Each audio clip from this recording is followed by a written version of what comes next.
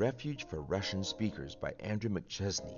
Ukrainian pastor Vadim Krinichny faced a major challenge finding a building for a Russian-speaking church in the Spanish city of Valencia.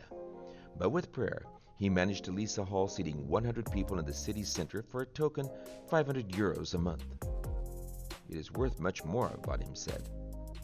The hall was large for the initial group of 26 worshipers, but Vadim got to work on outreach programs. The church began to host a get-together with a meal on Sundays. Russian-speaking children were invited to special activities. Additional programs were organized around such holidays as New Year's and Easter.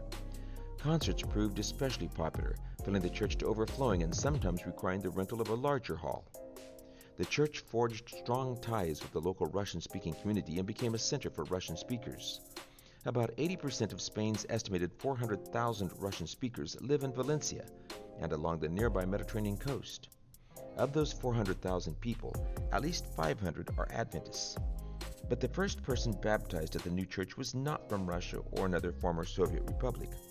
The woman was born in Iran and had been raised in a non-Christian world religion.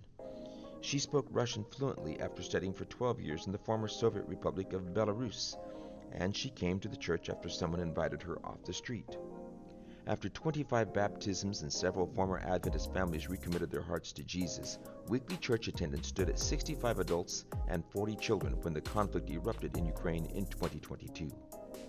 Vadim realized with astonishment that the church was well positioned to help people fleeing the conflict. The church quickly used its local connections to establish a refugee center. In the first 2 months of the conflict, 200 people visited the center receiving lodging and food. About half of them were Adventists. Since then, many more people have received assistance. Many have come to us knowing no one in Spain, Vadim said, but they came to us because we speak Russian and they seek something familiar. He credited God for positioning the church to help refugees even before the conflict started. He said he longed to share the hope of Jesus soon coming with them and all Russian speakers in Spain. We are concentrating all our efforts on meeting the needs of these people, he said.